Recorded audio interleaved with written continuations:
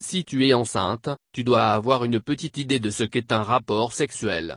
Enfin j'espère, sinon c'est flippant. Bref, tu sauras que la femme enceinte, bien qu'elle incarne malencontreusement sagesse et pureté, telle une déesse nourricière créatrice de vie, est tout autant portée sur le plaisir coïtal. Voire plus. Plongeons-nous donc sur l'agenda mensuel des positions sexuelles quand on a un truc qui pousse dans le bide. 1. Premier mois, dans tous les sens en mode balègue. De toute façon, t'as sûrement pas encore capté que tu étais enceinte. C'est donc tout à fait naturellement que tu défies les lois de la gravité en t'arc-boutant dans des positions à la géométrie instable.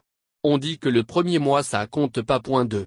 Deuxième mois, le vrai te passe encore, mais plutôt la position de la belle endormie ou du roseau. A priori tu commences à être au courant que c'est pas un dème ou une grosse crise d'aérophagie qui t'arrive, yeah. À ce stade, on peut pas dire que ce soit encore très visible c'est sûr, mais les nausées peuvent commencer à survenir donc choisis plutôt des positions qui filent pas trop la gerbe, ça dépend un peu de chacun, je te le concède. 3. Troisième mois, le lotus ou toute position où la femme enceinte est sur le dessus. Bah ouais ça commence à prendre de la place ces conneries. Du coup, le missionnaire ne devient plus très pratique, il va falloir commencer à mettre cette position traditionnelle de côté pour des trucs un peu plus gros ventre compatible 4. Quatrième mois, le vol des mouettes. Attention, à ne pas pratiquer si vous êtes allergique à la volaille. Dans cette position bien pratique, la femme enceinte est allongée sur le lit pépouze, utile quand on a mal au dos, les fesses au bord du lit, et l'homme, le père de l'enfant de toute évidence, sinon ce serait pas moral, disposé à genoux, la pénètre avec prudence, ou qui il veut. Bah apparemment ça s'appelle le vol des mouettes. Ouais bon écoutez, c'est pas moi qui décide des noms des positions sexuelles des os. 5. Cinquième mois, ça part sur une position de l'enclume en toute légèreté.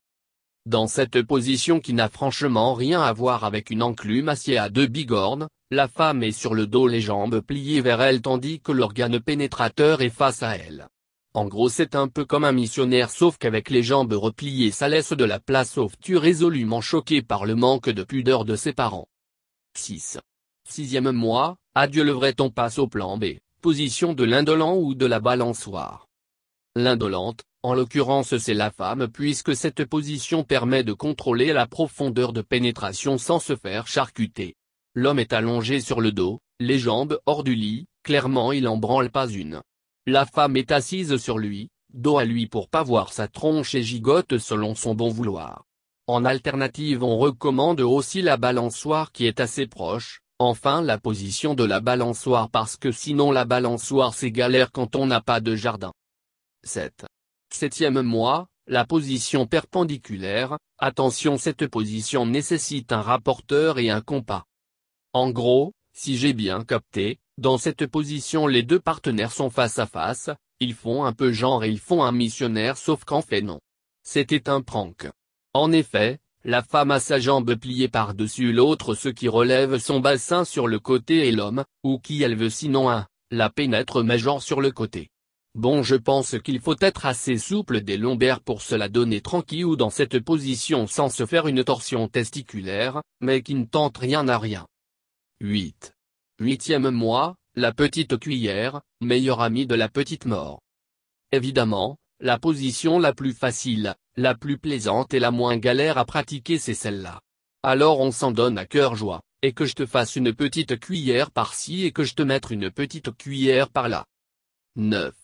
Neuvième mois, le cuni. Bah ouais en fait pourquoi on s'emmerde?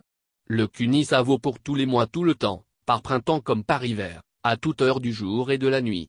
On ne saurait trop vous recommander ce format pour votre CDD de grossesse. 10. Dixième mois, le sabot dans la crinière. Oui parce que techniquement si tu es toujours enceinte au bout de 10 mois c'est que tu es très certainement une jument et non un être humain. Mais comme on veut que nos tops soient accessibles à tous sans la moindre discrimination, je m'adapte donc à l'éventuel lectorat de Rasekin.